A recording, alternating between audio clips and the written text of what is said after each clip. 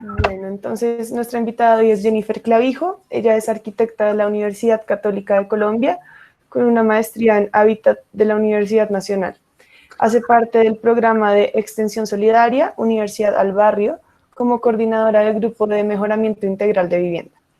Es colaboradora del Laboratorio Ciudadano Media Lab Prado de Madrid, España, participante como ponente en el segundo Congreso de Ecología Urbana, Shanghai 2016, segundo Congreso de Ordenamiento Territorial y Ecológico, Construcción y Territorio de Ciudad de México 2017, del segundo Workshop Internacional de Imaginarios y Representaciones en Concepción, Chile, en el 2018, y conferencista activa del RIIR, Red Iberoamericana de Imaginarios y Representaciones, en el 2019 al 2020. Gracias por estar aquí, Jennifer. No, muchísimas gracias por la invitación. Un gusto estar aquí participando en estas sesiones. Entonces, les voy a compartir la presentación, me confirma cuando la vean y pues para que no se me tenga problemas de internet, voy a apagar un momento la cámara. ¿Listo? Vale. Listo, perfecto. Invitamos a los estudiantes también a apagar sus micrófonos y sus cámaras para iniciar con la presentación de Jennifer.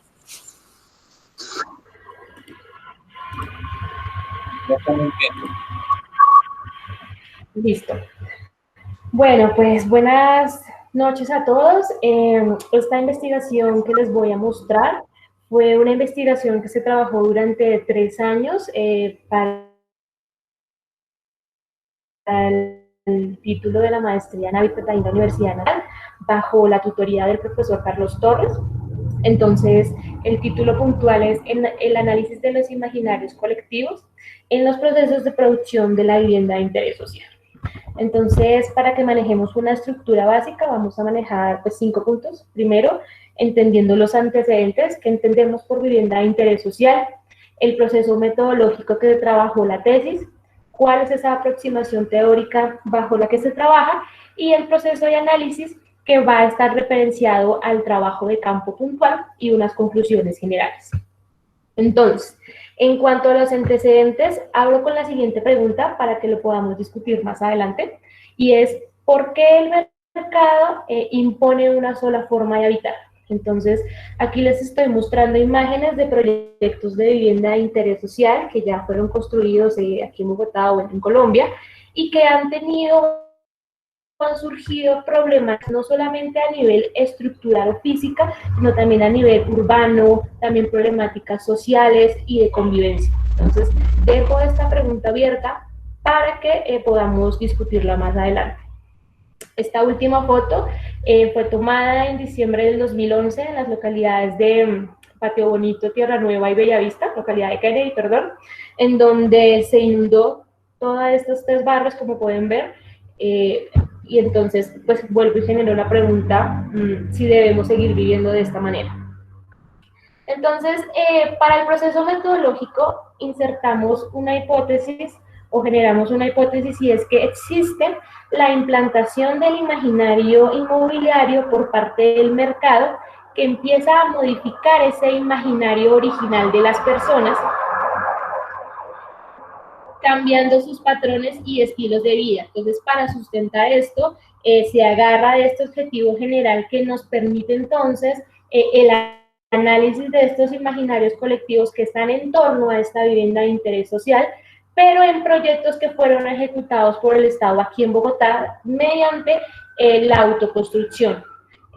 A partir de eso, entonces, tenemos 2 objetivos específicos muy claros, que es, en primera instancia, establecer y entender que existe una relación entre el imaginario colectivo, la vivienda social y las necesidades humanas, que son categorías importantes en esta investigación para entender esta producción de vivienda. Y en un segundo objetivo específico, analizar de una manera general y sencilla cómo ha sido esta trayectoria de las políticas públicas en torno a la vivienda aquí en Bogotá, que fueron centradas en la modalidad de la autoconstrucción. Entonces, para este proceso metodológico se entiende que esta investigación es de carácter cualitativa, en donde nos va a permitir analizar estos imaginarios colectivos en torno a la vivienda a partir de la hipótesis que acabo de mencionar, y a través de esta revisión documentar de qué es un imaginario colectivo, qué se entiende por vivienda social, las necesidades humanas, bajo qué políticas públicas vamos a hablar, el modelo de la autoconstrucción y los modos de habitar. Todo esto pues, nos va a permitir depurar y sistematizar esta información para entenderlo de manera clara y sencilla en unos esquemas y diagramas que les mostraré más adelante. Asimismo, entonces, para la escogencia del caso de estudio se tienen 3 premisas muy importantes. La primera, que fuera un proyecto de autoconstrucción desde un ámbito cooperativo. La segunda, que fuera un proyecto de gran envergadura y alcance. Y la tercera, que fuera un referente en los procesos de gestión y de simbolismo. A partir de haber escogido el caso de estudio, entonces se selecciona un grupo de familias que quiera participar en esta investigación para analizar dos cosas puntuales. Una, el imaginario de la familia antes de estar en este proyecto y después de lo que lo recibió. Y asimismo entender cuáles son esos anhelos y deseos a través de las siguientes herramientas. Entonces, la primera herramienta que generamos es el registro fotográfico de los esquemas, que esto nos va a permitir entender cuál es esa cualidad de los espacios y cómo se determinan estas relaciones sociales. Una segunda herramienta que serían estas entrevistas semiestructuradas para entender hace cuánto viven allí, cómo conocen el proyecto, dónde vivían antes, cómo la adquieren. Y una tercera que la hemos llamado lo que puedo mejorar y lo que deseo. Es un trabajo que se hace para entender entre lo imaginario, aquello que ellos desean de su vivienda, y lo real, aquello que se les fue entregado y tienen actualmente. Y por último, se hace una visión en tercera dimensión, como lo pueden ver aquí a mano derecha. Son unas maquetas a una escala muy pequeña, a 1.50, que poseen diferentes tipos de alcoba, de baños, de patios, de cocina, en donde la familia, dentro de este imaginario que posee, empieza a jugar con estas fichas y a armar esa vivienda que sueña. ¿Listo? Entonces, a partir de esto, generamos una aproximación teórica, y es entonces entender cómo se lee hoy la vivienda de interés social. Se lee de la manera más textualmente como un contenedor físico, ¿no? Como aquella mercancía que me posee una inversión, y asimismo es ese objeto anhelado por las familias que desea ser alcanzado. Y en ciertas familias también es un estatus por salir de la pobreza. El tener vivienda propia te adquiere ese poder. Entonces, la investigación propone que esta mirada lineal debe cambiar. Y debe cambiar porque debe ser de manera integral. ¿Pero cómo es de manera integral?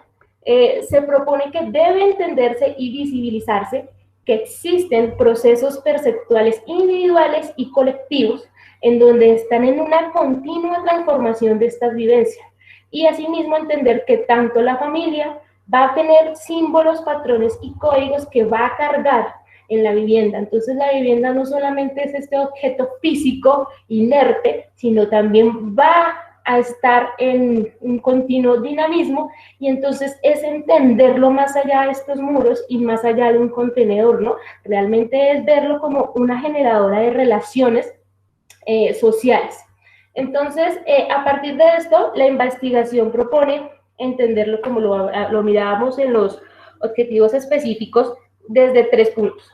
Desde el imaginario colectivo, entendiendo desde la parte perceptual y psíquica de las personas, desde la vivienda social, entendiendo que asimismo la vivienda hay que verla de manera cualitativa y no cuantitativa netamente, y desde las necesidades humanas, porque de manera hereditaria hemos tenido esa necesidad por adquirir un bien, por adquirir vivienda. Entonces es entender cómo es este proceso, ¿no? Entonces, desde el imaginario colectivo lo entendemos lo que son los significados incorpóreos, ese imaginario social, pero entender que este imaginario también nace de un imaginario individual, es decir, un núcleo original, y que son estas imágenes mentales que allí existen, que nosotros deberíamos tener la capacidad a través de herramientas, a través de mecanismos, de poder leerlas. Entendiendo entonces en paralelo la vivienda social como esa identidad y ese símbolo que nos permite ver la vivienda no como algo inerte, sino como lo dice Hallen, como un refugio y una apropiación, ¿no? Realmente allí también se transforman los sueños, los anhelos, y también se transfiguran los modos de habitar.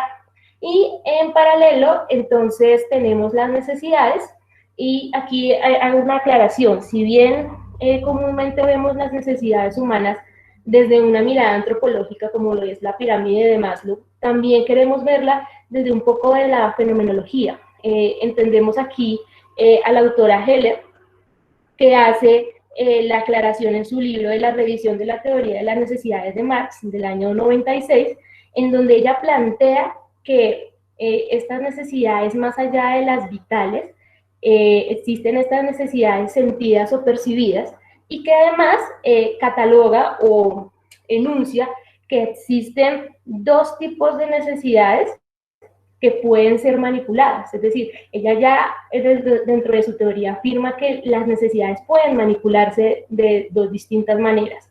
La primera de ellas la habla desde las brutales, en donde hace referencia a que se impone una necesidad, es decir, que lo que la sociedad está estableciendo como necesidades no las reconoce e impone arbitrariamente las propias. Y la necesidad refinada es aquella que el entorno o la entidad, por así decirlo, reconoce esas necesidades que tiene la sociedad, ¿cierto? Pero de manera muy direccionada empieza a modificarlas para pretender un interés individual, sin tener en cuenta entonces la conciencia del colectivo. Solamente le interesa alcanzar su propio beneficio. ¿Por qué hago énfasis en este tema? Porque va a ser muy importante para entender la hipótesis que planteaba al inicio. Y por último, una mirada cualitativa para entender un poco esa sociedad del consumo. Entonces, en cierta medida, el imaginario colectivo debería ser en sí un instrumento que nos permita leer esos patrones existentes en la sociedad, porque es simbólica y perceptual, y porque allí hay una información cognitiva que, si bien se va transformando de manera continua, debemos poder acceder a ella. Y asimismo, lo que he estado repitiendo de la vivienda desde una mirada cualitativa, también es entender que se empiezan a generar arquetipos por parte de las personas, y como lo habla Carl Jung en su libro de arquetipos en lo inconsciente colectivo, entendemos que el arquetipo pueden ser tendencias, patrones, imágenes primordiales, representaciones, expresiones que se van modificando con sus experiencias, con lo que ven, con lo vivido, y también tienen un trasfondo, ¿no? Entonces, este empieza a adquirir un valor emocional en donde posee un valor social que le permite esta transformación continua. Y pues por último, en cuanto a las necesidades humanas, la investigación está de acuerdo en que sí existe una manipulación de carácter refinada por parte del mercado en la promoción y construcción de estas viviendas de interés social, como ya lo veremos más adelante, ¿no? Entonces, generando ese instinto de poseer este objeto y atribuyendo a este estatus social. Entonces, para entenderlo de manera un poco más clara, les presento aquí un ejemplo.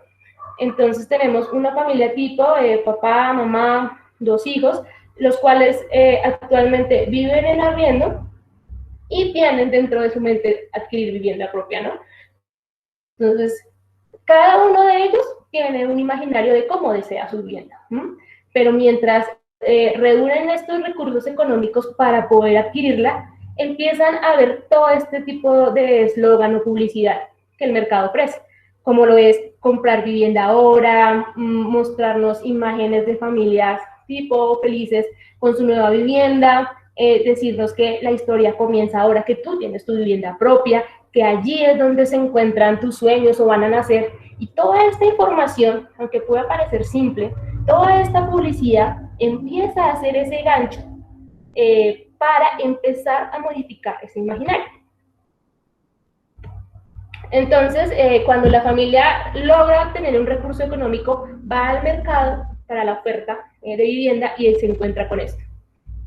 Si bien puede que no sea lo que está buscando, la compra. ¿Y qué sucede? sucede lo que vemos en la imagen de abajo, perdón. Empieza a generarse modificaciones en la vivienda que, si bien pueden estar fuera de la normativa o fuera de la ley, se generan porque se está constriñendo esas dinámicas sociales de las familias y tiene que salir. Entonces, las modificaciones arquitectónicas es una forma de visibilizar ese inconformismo, ¿no? Entonces, aquí vemos, lo compran, pero hay un inconformismo, y entonces es cuando hablamos de ese imaginario implantado. ¿Por qué me refiero al imaginario implantado? Como lo habla Armando Silva, en su libro de Imaginarios, Asombro Social, en el año 2013, él habla de 3 modelos de encarnación. ¿Qué es un modelo de encarnación? Un modelo de encarnación nos permite ver de manera perceptual cómo estamos, valga la redundancia, percibiendo la ciudad actualmente.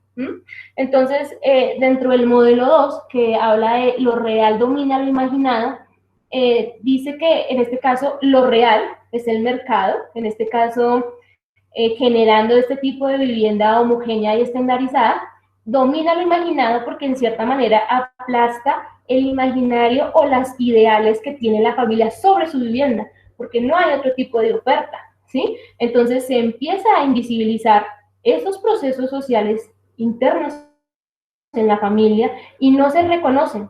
Y entonces este ciclo nunca termina. Y entonces aquí les lanzo la siguiente pregunta para seguirlo charlando más adelante. ¿Cómo rompemos ese ciclo? ¿Hay algún punto de quiebre? ¿Y cómo lo podríamos hacer? Entonces, a partir de esta contextualización teórica, nos permite entender un poco la hipótesis que se está planteando, ¿no? Y para esto entonces traigo este proceso de análisis, de entender de manera muy rápida cómo es entonces la política pública aquí en Bogotá, porque por eso planteo esta pregunta en la parte superior. Entonces, ¿esta manipulación siempre ha sucedido o desde cuándo pasa? Entonces, entendamos que el Estado en un principio era el promotor, el constructor de las viviendas, ¿no? Entonces, hablamos más o menos del año 1918, en donde estamos hablando de un periodo higienista, en donde se hablaba de la generación de la vivienda social para acondicionar o mejorar las condiciones de confort y calidad de las personas. Y entonces el Estado entendía que había familias diversas y por ende debía haber soluciones diversas. Si bien no estoy diciendo que todos los proyectos que haya generado el Estado hayan sido de la mejor manera o hayan terminado de la mejor manera, pero empieza una experimentación de ensayo y error que le permite entender que existen diferentes tipologías arquitectónicas y sociales en la vivienda.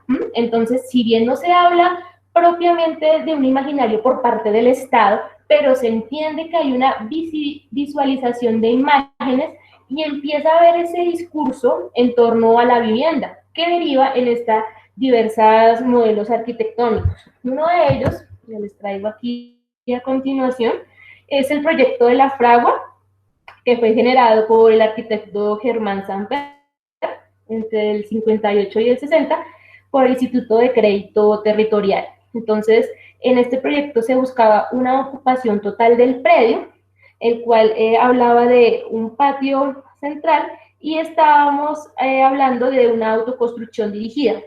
Era para personas de bajos recursos y fueron beneficiadas 96 familias. Dentro de la concepción del proyecto se entendía esa relación de vecinos y esa relación solidaria entre ellos, y por eso se eliminan las calles vehiculares internas y simplemente se dejan las calles peatonales para seguir manejando estos vínculos. Entonces, en alguna de las viviendas se maneja de 2 a 3 cuartos, una cocina, un baño y una sala comedor.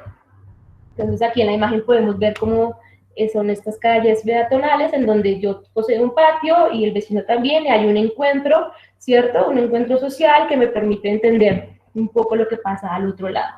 Entonces, este tipo de experimentaciones es lo que genera el Estado para entender un poco cómo era la sociedad en ese momento, ¿no? Pero ¿qué sucede? Yo lo llamo una ruptura, y esa ruptura sucede en los años 90, cuando el Estado pues no puede seguir promoviendo ni construyendo vivienda y se lo cede al mercado, ¿no? Entonces, el mercado es ahora el que encabeza esta labor, y si bien genera un modelo estatal insostenible, es porque empieza a establecer mínimos en metros cuadrados de la vivienda, pero esos mínimos se terminan volviendo máximos hoy en día. Entonces ya no hablamos de una vivienda social como se hablaba antes, sino empezamos a hablar de una vivienda de interés social. Y aunque pueda parecer muy sutil el cambio del título, realmente es muy fuerte. ¿Por qué? Porque como lo habla la ley novena del 89, ya se le da un valor a la vivienda por salarios mínimos legales vigentes.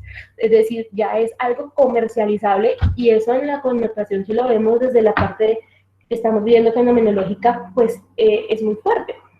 Entonces empezamos a ver imágenes estandarizadas de estos proyectos en donde el mercado se empieza a centrar en ese diseño de políticas económicas, pero no da respuesta a las estructuras sociales.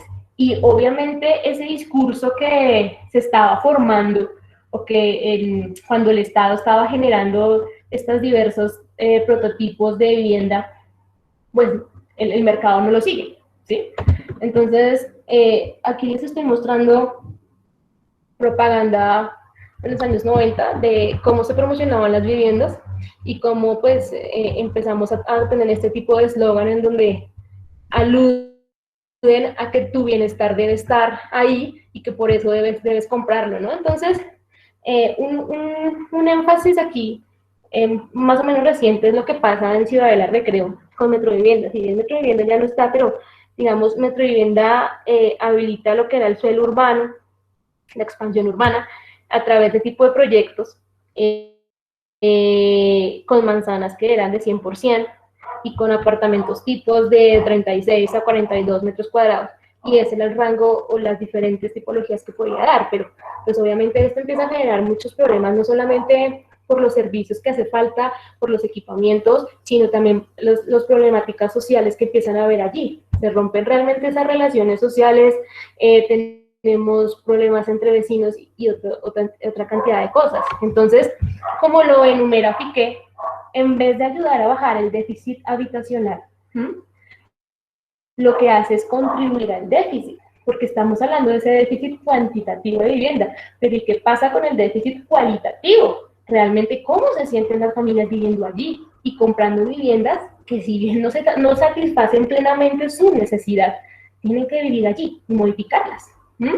Lo que les hablaba de estos, la problemática de los equipamientos, el difícil acceso al subsidio, el aumento del valor del suelo y pues estas problemáticas sociales.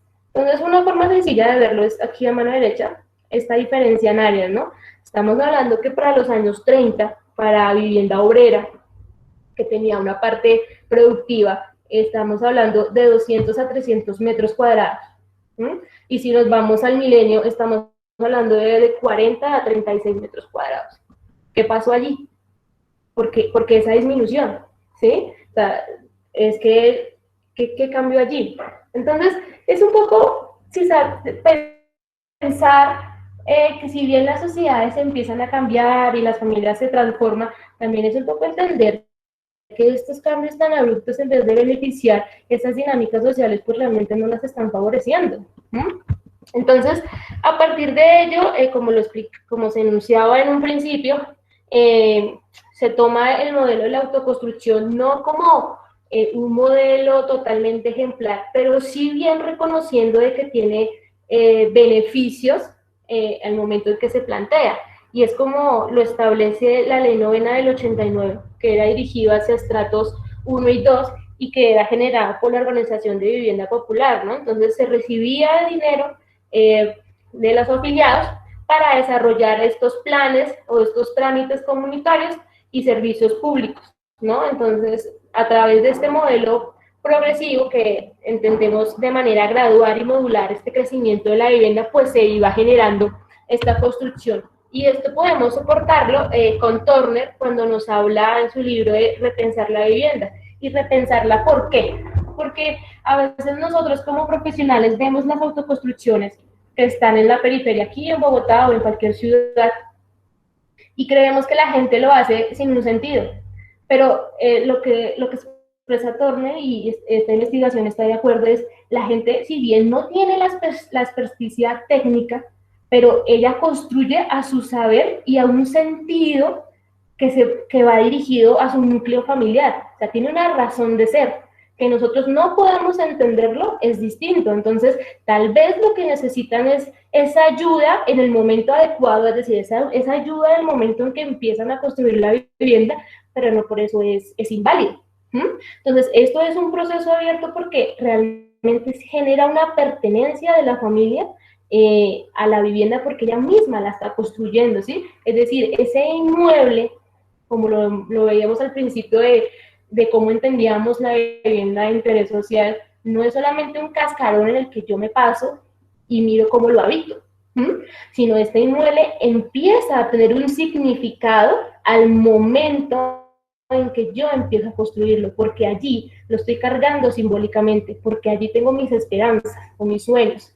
Entonces es entender esta parte perceptual que se invisibiliza y en cierta manera, hay que decirlo, se deja de lado porque no se cree importante. Entonces, para entender un poco más detallado el proceso, hemos escogido el caso de estudio de Arborizadora Baja.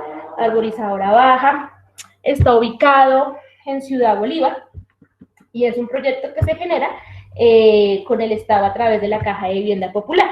Entonces, ¿cómo es esta generación? Bueno, pues a partir de una serie de recomendaciones del Banco Mundial, allá por los años 80, se destinan más o menos 32 millones de euros, en los cuales se centran en localidades como Sierra Morena, Arborizadora Baja y Arborizadora Alta, en donde se destina a la Caja de Vivienda Popular para que ayude a ejecutar estos proyectos de urbanización de barrios para estos estratos populares, ¿no? Entonces, ellos poseían, las personas que se inscribían, una cuota de inscripción mínima que estaba entre 50.000, 55.000 pesos, y se les generaba un proyecto que era lotes con servicios y pues para que pudiera acceder a una vivienda a bajo costo. Entonces, se les entregaba una unidad básica que de manera progresiva la familia pues pudiera avanzar en la construcción, ¿no?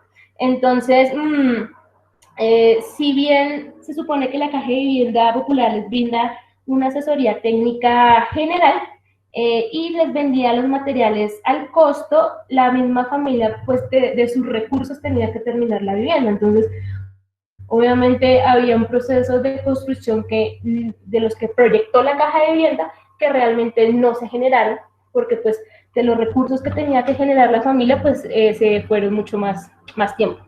Entonces, aquí les estoy mostrando una de las cartillas, una parte de la cartilla que se le entrega a la familia, en donde se les explica el proyecto. Sin embargo, al momento en que se generaban las encuestas y las entrevistas con ellos nos referenciaban que realmente no habían leído muy bien la cartilla porque ellos no se sienten identificados.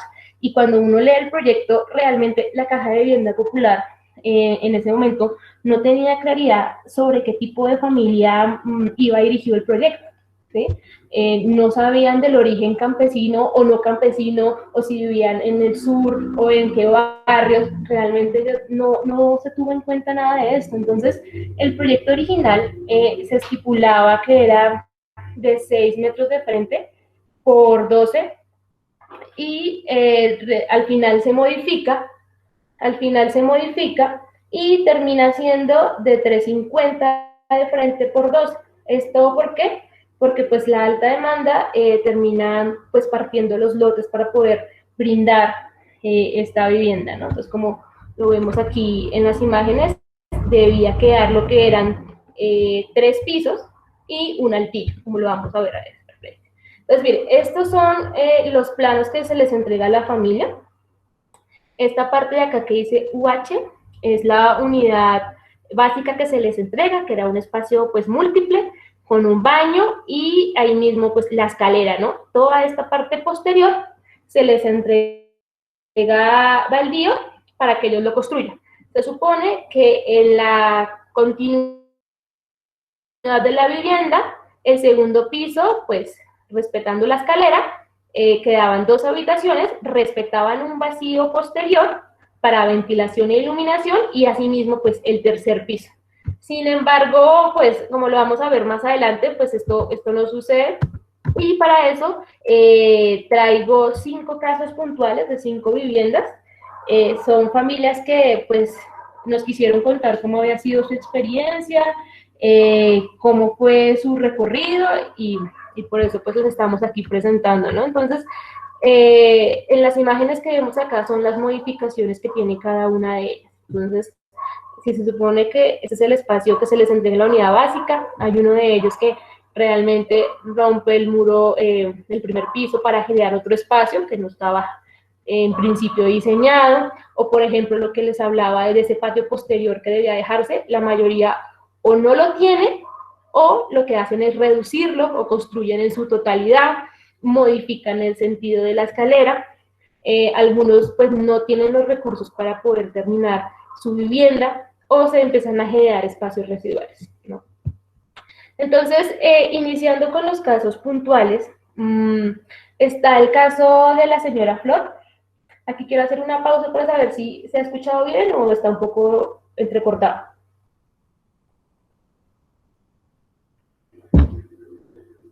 No, se escucha bien. Sí, se escucha perfecto. ¿Sí? Sí. Ah, listo, ok. Perfecto. Listo, entonces el caso puntual de la señora Flor nos permite entender dos cosas. Uno, cómo fue su historia de vida y en relación, cómo fue ese crecimiento progresivo de la vivienda. Aquí a mano derecha van a encontrar el primer recuadro que tiene el imaginario, las necesidades y la vivienda, cómo concebía la vivienda antes de estar en el proyecto de la caja de vivienda, y aquí en la parte de abajo, cómo lo ve ahora después de que lo habita, ¿no? Entonces la señora Flor pues tenía una familia de 5 integrantes, ella es originaria de un pueblito ahí en Boyacá, de origen campesino, y se entera del proyecto de la Caja de Vivienda Popular, y pues con ese anhelo de tener vivienda propia, ella llega aquí a Bogotá y adquiere el proyecto. Ella compra el lote por 2.300.000 y paga cuotas de 50.000 pesos. Entonces, su imaginario ideal, pues, era, como eran tantos en la familia, pues, que fuera un regalo para todos y que todos pudieran convivir allí. Su necesidad primordial era tener un techo propio y pues, la vivienda la asociaba a una que había vivido en Musú, que era una vivienda grande, con espacios amplios, con grandes pasillos, con iluminación, con ventilación. Ese era como ella proyectaba la vivienda. Al momento en que empieza a ver el crecimiento, entonces le dan la unidad básica. Ella genera el cerramiento, la construcción del primer piso, genera un segundo piso y genera hasta un tercer piso.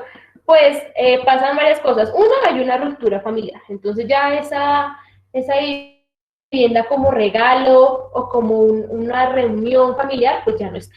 ¿Sí? Entonces ya ese imaginario se transforma y no desea la vivienda ofrecida porque tienen muchos problemas para construirla con su esfuerzo, pero la acepta porque sabe que pues es propia, ¿no? Otra vez vuelve el carácter de necesidad de tener algo propio.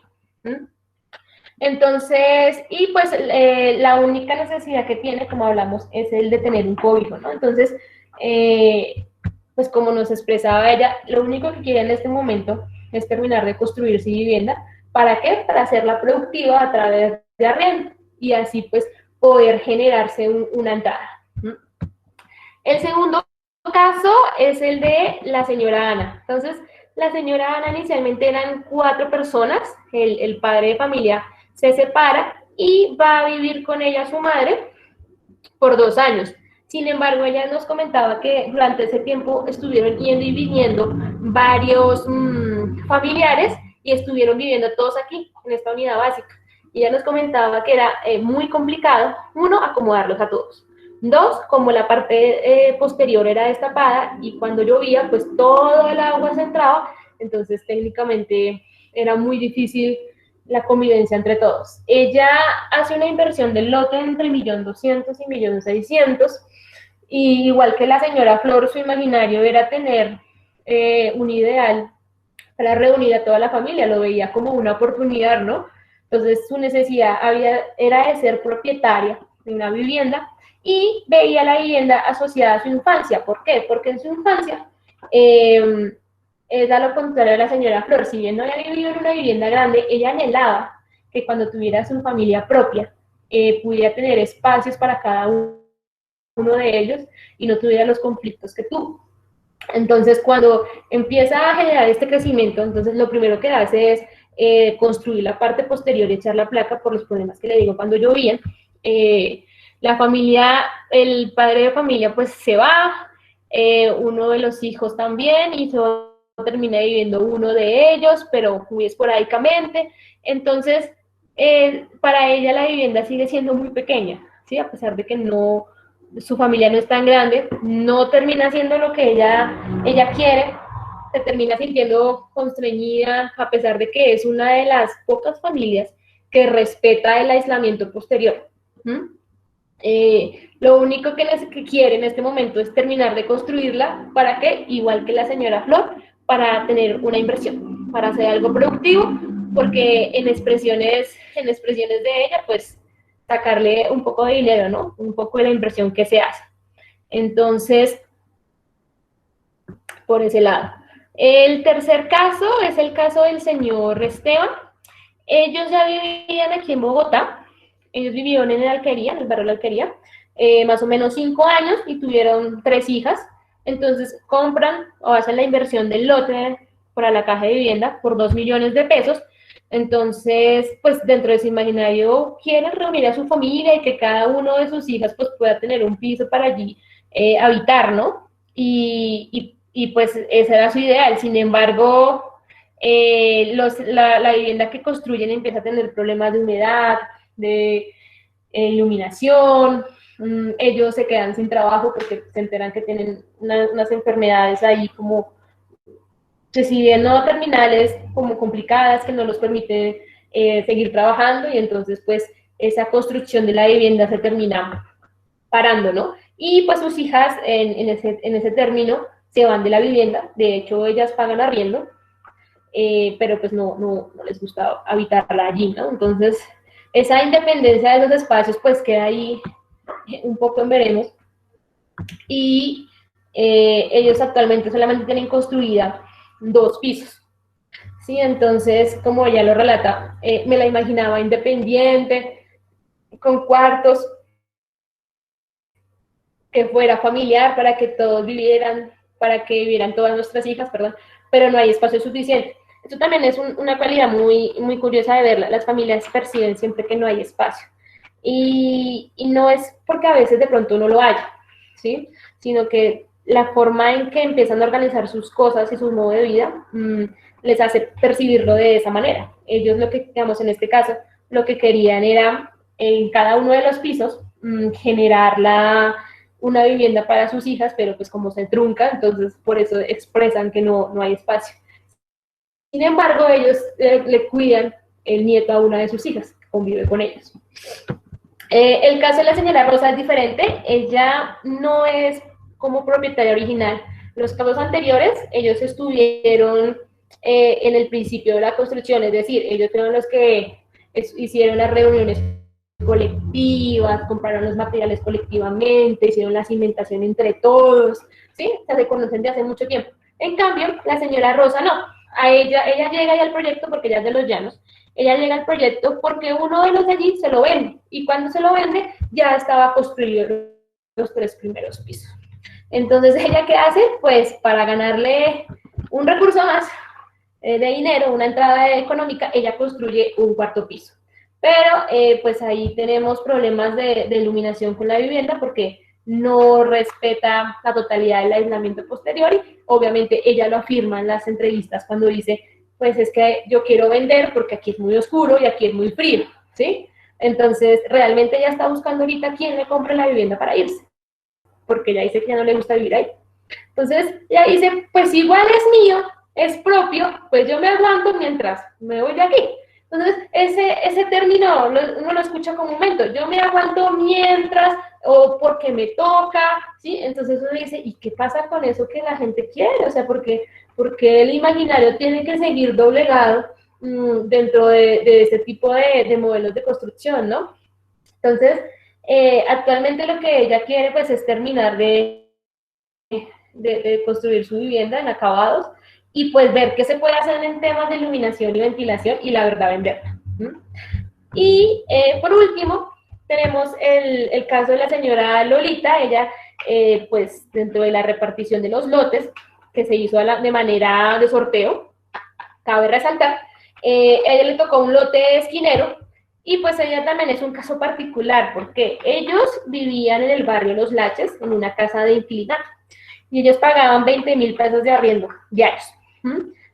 Se enteran del proyecto de la caja de vivienda, se postulan y se lo ganan y les dan, como lo ven, la unidad básica. Pero ¿qué pasa? Ellos no tienen recursos ni siquiera para poder construir la parte posterior. Entonces, ¿qué hacen? Lo primero que hacen es encerrar el predio con latas. Y el predio dura encerrado con latas por lo menos 10 años, mientras la hija pues se consigue un trabajo estable y puede pues terminar de construir hasta el fondo y echar la placa del segundo piso. Pero digamos que esta construcción no lo hacen de manera altruista la hija, sino pues suceden problemas familiares, rencillas, y por eso es que ella lo hace para irse a vivir al segundo piso, para que fuera totalmente independiente. Entonces, vemos que el segundo piso, si bien cuenta con algunos acabados, el primero no. El primero está todavía en ladrillo a la vista y tiene problemas muy graves en cuanto a hidráulico, porque ellos siguen manteniendo el baño de la unidad básica sin puertas, sin nada, y de iluminación, porque construyeron la totalidad del terreno. Entonces, como lo expresa ella, igual que todos los anteriores que les he nombrado, su necesidad de terminar su vivienda, de ampliar la cocina del primer piso, y pues que cada uno de la familia pues pueda tener su cuarto, porque una de sus hijas ya tiene hijos, ¿no? Entonces, pues todos viven allí un poco hacinados. Entonces, a través de estos, del caso de estudio y de estos puntos en particular, debemos entenderlo desde la triada que se propone al inicio. Entonces, desde el imaginario colectivo, la gente posee un imaginario sobre este proyecto de la caja de vivienda popular. Si bien no es lo que esperan, digamos, al momento en que se les vende el proyecto, ellos llegan con otro ideal y cuando van a pasarse a vivir allí, pues pasan ciertas dificultades o ciertos problemas, pero tienen claro pues este ideal, ¿no? Sin embargo, a pesar de eso, pues ellos tienen una apropiación del proyecto. Lo podemos hablar por las personas originarias, por las que estuvieron allí construyendo su casa, como dicen, ladrillo a ladrillo. Entonces, existe esta apropiación porque hubo un trabajo colaborativo y a la vez tenía que haber una solidaridad entre todos para poder construirlo, ¿no? Entonces, cada una de estas viviendas posee esta carga simbólica, que si bien se van modificando sus patrones a lo largo del tiempo y si en sus viviendas se empieza a ver, esta construcción en cierta manera es infinita. ¿Por qué? Porque cuando ellos terminen de pronto de arreglar su casa, de terminar de construir, como le pasó a la señora Rosa que vimos anteriormente, ya no les gusta su vivienda, entonces la venden y compran otra. Y esa que compran, entonces otra vez hay cosas por arreglar y otra vez terminan modificándola. Pueden que se queden allí o puedan que la vendan. Y así, o sea, es también de manera cíclica. Obviamente hay que entender que esto también es un proceso humano, ¿no? Estas transformaciones y esta construcción infinita, pero también debemos ser conscientes que debería ser un poco más amable este tipo de construcciones con las familias. Entonces, es allí donde hablamos entonces de esta vivienda social y esa resignificación de la vivienda al momento de habitar. Entonces, se transforma ese arquetipo de ese imaginario que se les vende, porque como lo expresan ellos, a ellos se les vendió, claro, como una oportunidad, pero una oportunidad que requirió muchísimos esfuerzos, que no en todos los casos pudieron terminar la vivienda y que después tuvieron varios problemas económicos con la caja de vivienda. Entonces, entendamos que, como lo he repetido antes, la vivienda como tal no es un cascarón, sino posee ese valor emocional que se va adaptando a las familias. Y por eso este proyecto es concebido por el Estado como una solución, percibido por las familias en su momento como una oportunidad, pero es modificado por la acción del habitar, ¿sí? El habitar de las personas, si bien eso es un proceso natural, el modificar y el tener estas transformaciones, esto también nos da un lenguaje de por qué lo hacen y cómo lo hacen. Y nosotros debemos tener la capacidad de poder leer y entender, no solamente lo hacen porque sí. Y dentro de estas necesidades humanas, entonces, está esta necesidad de salir de la pobreza, porque desafortunadamente se cree que la gente que tiene vivienda propia sube de estatus social, perdón, sube de un estatus social y ya no se siente pobre. Tiene, como mal se dice, perdón, en las charlas, tienen un techo donde agachar la cabeza, entonces ya con eso están realizados, pero entonces de pronto no son conscientes de que ellos tienen que priorizar una necesidad sobre otra, que eso no se visibiliza, ¿no? Entonces, se modifica esa necesidad de ser propietario cuando se termina su vivienda actual. Y esto lo vamos a ver ahorita, ya para terminar, en las conclusiones. Y es porque el imaginario implantado por el mercado no solamente lo impulsa esta publicidad, sino es lo que hablaba al principio, es la imagen, es ese gancho para atraer a la población, en donde se ve sí o sí modificado el imaginario original, ¿sí? Y el mercado es consciente, el mercado sabe que está imponiendo de manera muy sutil, como lo dice Heller, esa manipulación. Entonces, la vivienda se convierte en un alero que es reforzado continuamente por el mercado, porque pues le interesa seguir produciendo la vivienda actual, pues es homogénea, con un solo patrón, ¿sí? Sin entender esas lógicas sociales y familiares que allí suceden. Entonces podemos decir que el mercado sí se aprovecha de las condiciones precarias de estas personas para seguir impulsando este modelo. Por eso es que la investigación ve muy necesario que, uno, podamos entender esta producción de vivienda bajo la tríada que les estoy mostrando.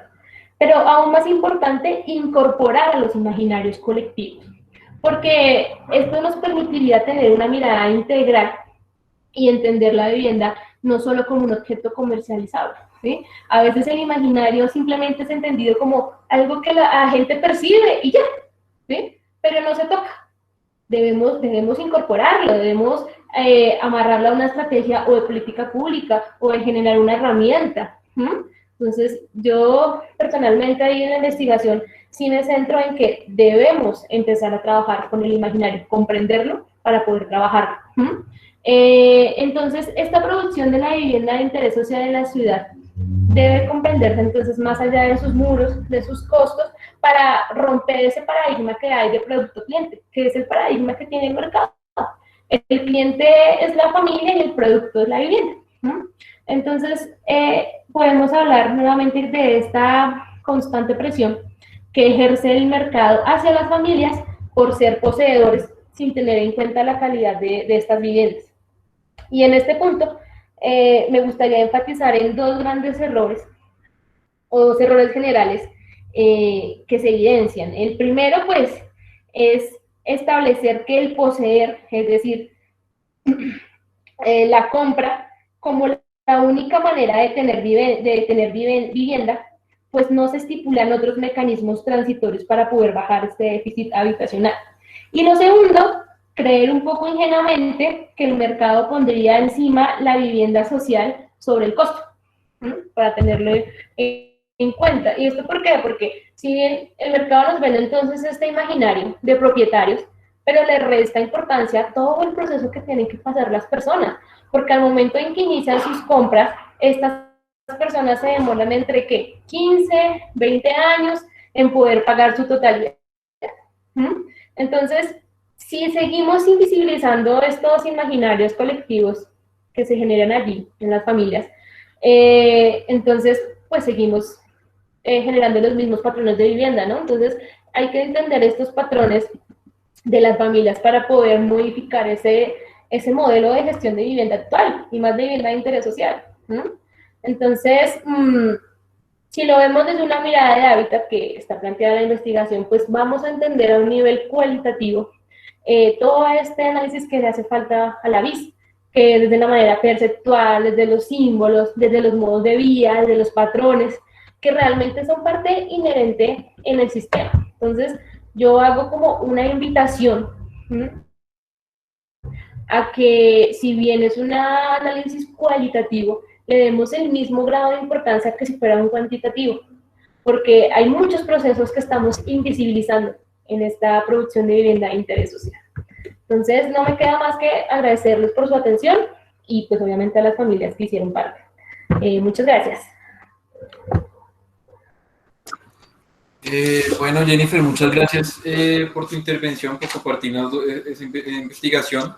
Aquí estábamos conversando un poco qué enfoque darle pues para iniciar un poco la conversación, y creemos que, bueno, digamos que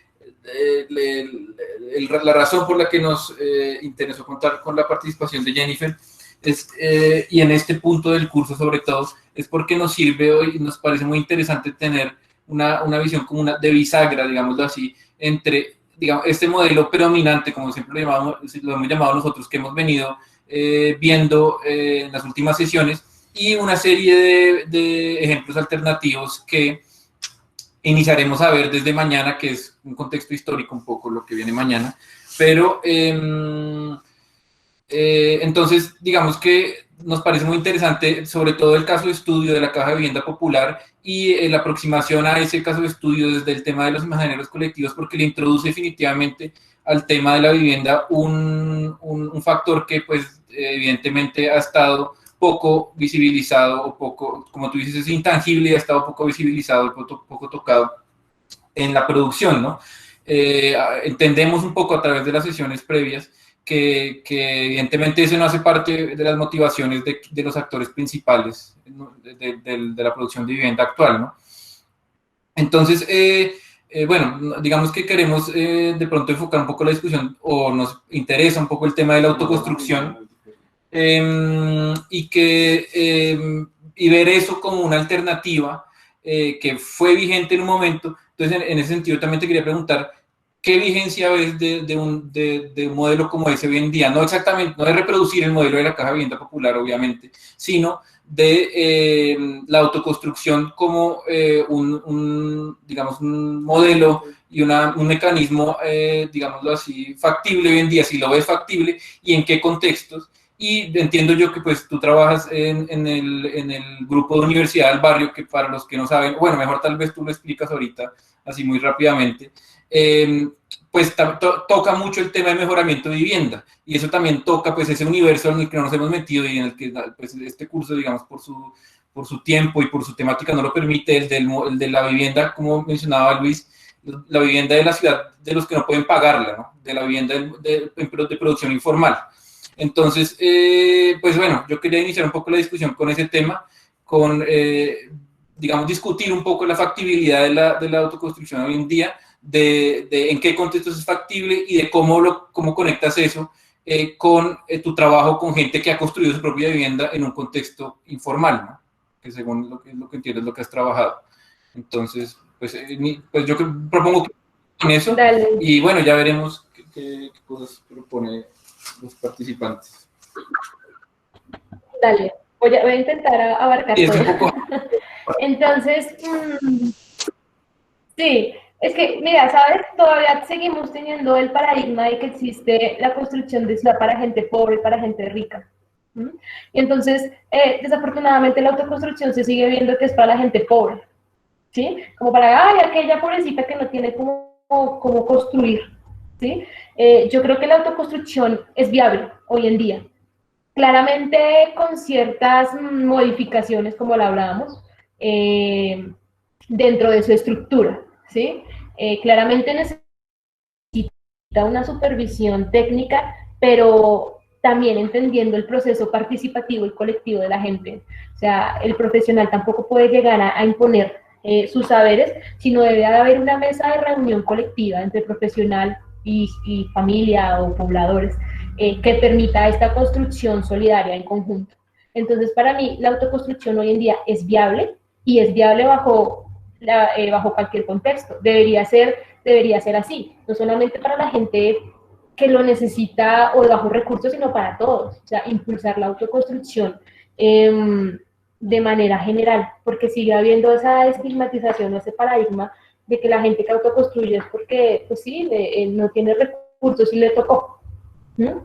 Entonces, yo creería que si se generaran grupos tecnificados, no solamente desde la parte arquitectónica o estructural de la vivienda, sino sociales, psicológicos y sociológicos, que nos permitiera entender cómo están conformados estos núcleos familiares y sociales, pues yo creo que la autoconstrucción podría ser muy viable. Ahora, dentro de lo que estamos trabajando en Universidad del Barrio, que pues, hago como una contextualización general. Ahorita está manejando dos rubros, por así decirlo. Uno que es el campo de mejoramiento integral de vivienda, y otro que es el mejoramiento integral de barrios. En el mejoramiento integral de vivienda son algunos proyectos de la Caja de Vivienda Popular, en arborizadora alta y baja, y otros son autoconstruidos en su totalidad, que son proyectos en Potosí. Entonces, cuando uno ve este tipo de viviendas, si uno llega muy tecnificado a la familia, ella le empieza a contar a uno cómo la construyó, el esfuerzo, toda esta carga simbólica que he hablado. Entonces, cuando uno se sensibiliza y posee esta empatía con las familias, comprende la carga que tiene la vivienda. Entonces, el generar este mejoramiento integral, que pues se ha ido construyendo desde sus inicios, que fue en el 2019-1, que arrancamos, claramente también es una discusión, diría yo, una charla entre la familia y nosotros como estudiantes y como profesionales, uno, para entenderlos, y dos, para que también nos entiendan, ¿no? Porque si bien la universidad presta un apoyo técnico en estos asesoramientos de cómo generar estos mejoramientos de vivienda que le permitan tener esa iluminación, esa ventilación, reducir de pronto la acumulación de objetos, tener estos espacios amplios, ¿sí? También es un poco los saberes de entender, y a lo que hablaba ahora desde Turner, los saberes que tiene la familia de por qué lo construye así. Entonces nosotros también nos metemos, por así decirlo, en la camisa de la familia y entendemos por qué lo ha construido de esa manera para poder proceder a una solución lo más eficaz, no sería la palabra, como lo más razonable dentro de ese núcleo familiar. No sé si de pronto me hago ahí entender. Entonces, el programa ha tenido, uno, pues generar esas condiciones o ese análisis de la vivienda actual para entender, uno, tanto esas patologías físicas que afectan la vivienda, pero también entender esas patologías sociales que allí están y que pueden estar no expuestas a primera vista, como por ejemplo una humedad o una teja mal puesta, ¿sí? Pero están allí y también empiezan a generar una fractura y unos problemas allí.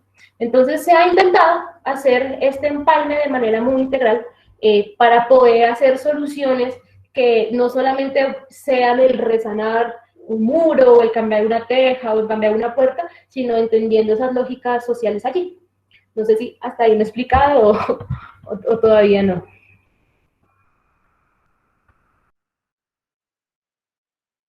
Sí, yo creería que podemos seguir con algunas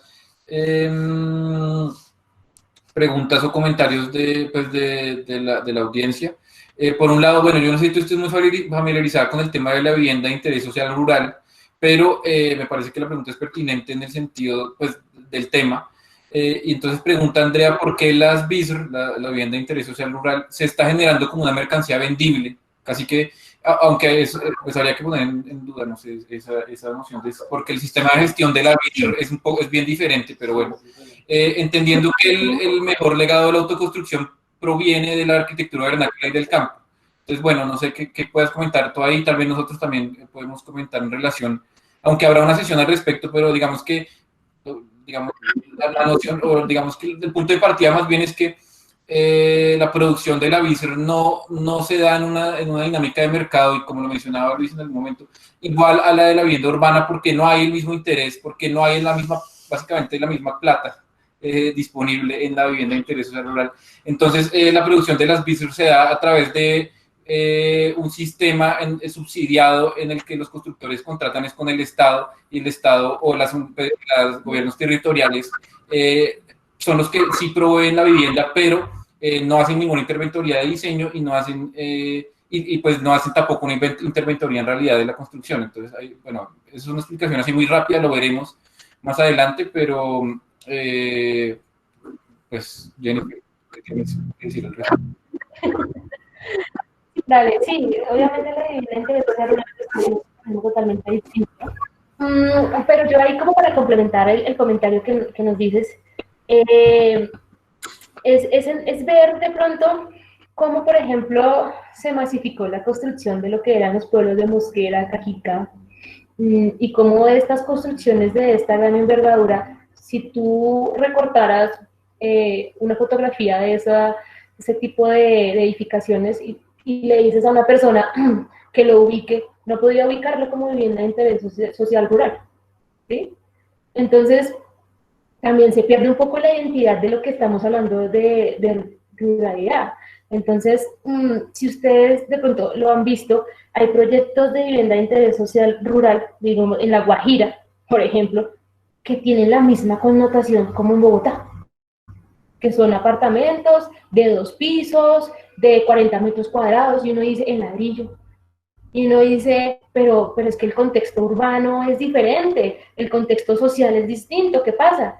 Se sigue replicando un modelo. Entonces, ¿hasta dónde llega la replicación del modelo del mercado? Que ni siquiera tiene conciencia del clima que allí se maneja, ni de los materiales que deberían ser como más adecuados para estas construcciones. Entonces, yo la verdad creo que en un futuro no va a existir la vivienda de interés social rural, solo va a existir la vivienda de interés social y ya, porque se está carcomiendo esos patrones que existen de la ruralidad. Tendría como ese comentario para complementarlo.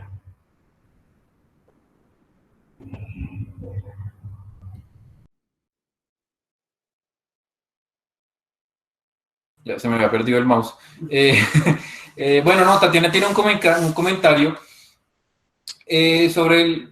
bueno, voy a leerlo literalmente. Las autoconstrucciones de mucho cuidado, da el ejemplo de Medellín, donde se han caído o derrumbado viviendas autoconstruidas por el mismo desconocimiento de ese oficio o profesión de construir. Bueno, ¿qué comentario tienes tú al respecto? Claro, o sea, lo que yo, bueno, no es nuevo, ¿no? La propuesta, obviamente. Obviamente, cuando yo digo que la gente tiene un saber de hacer las cosas, no estoy diciendo que pues ellos sigan haciendo las cosas así sin ese conocimiento. Lo que yo estoy queriendo decir es que debe haber ese complemento técnico, no solamente estructural ni nada, sino también ese componente, ese complemento social y sociológico.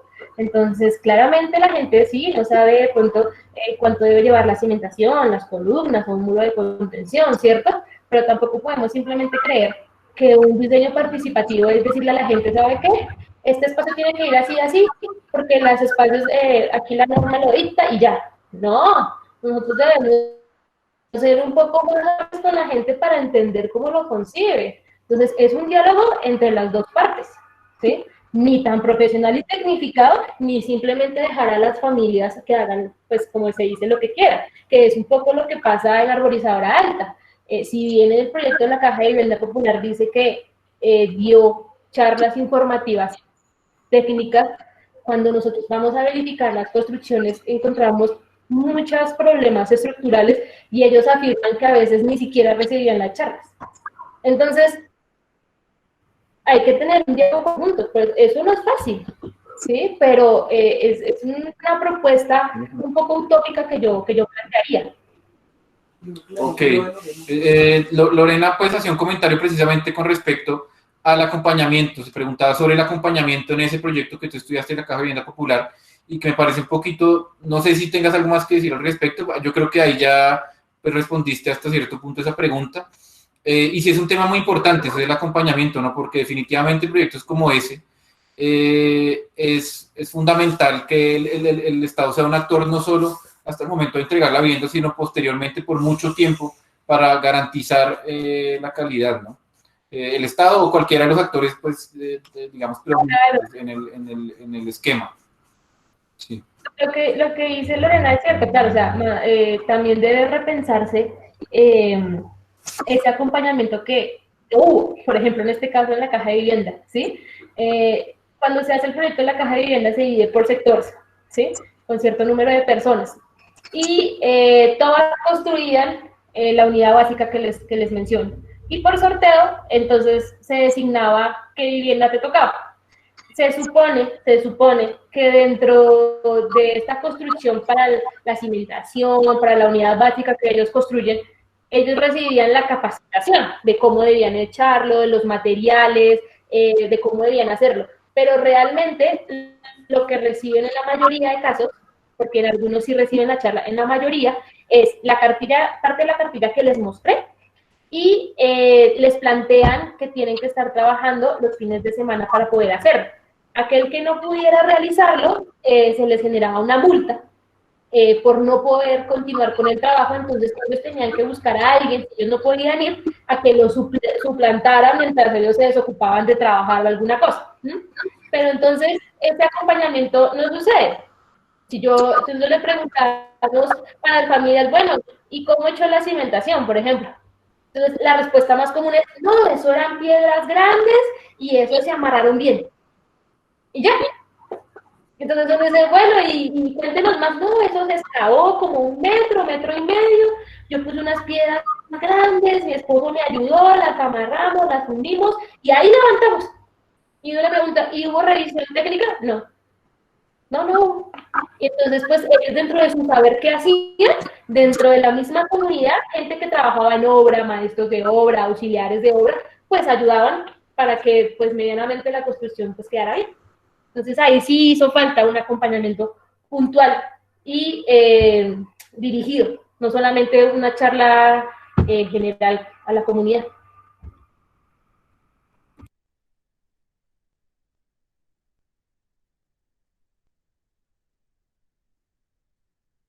Perdón, otra vez tenía cerrado el micrófono. David quería intervenir. David.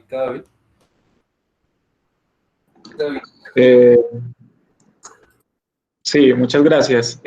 Pues tenía aquí unos comentarios y unas preguntas que te quería hacer, Jennifer. Me pareció muy interesante la charla porque lo pone ya no solamente desde lo que ofrece también la arquitectura, sino también lo que necesita las familias. Nosotros en la segunda sesión, si no estoy mal, o en la primera, vimos algunos ejemplos y uno de ellos fue el caso de Moravia en Medellín, pues acá en Medellín, donde un lugar pues donde antes era el vertedero de basuras, pues se volvió en estos momentos como con una estrategia urbana, unos jardines y huertos comunitarios.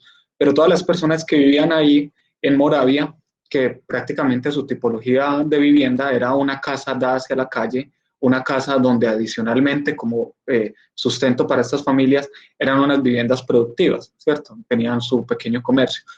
Gran parte de las familias que estaban viviendo en este sector, algo que no se cuenta mucho porque se muestra Moravia como este gran ejemplo de renovación urbana, pero parte de estas familias se trasladaron a un megaproyecto de interés social nacional, que creo que fue el modelo de gestión, que es Pajarito, que se conoce también como Ciudadela Nuevo Occidente.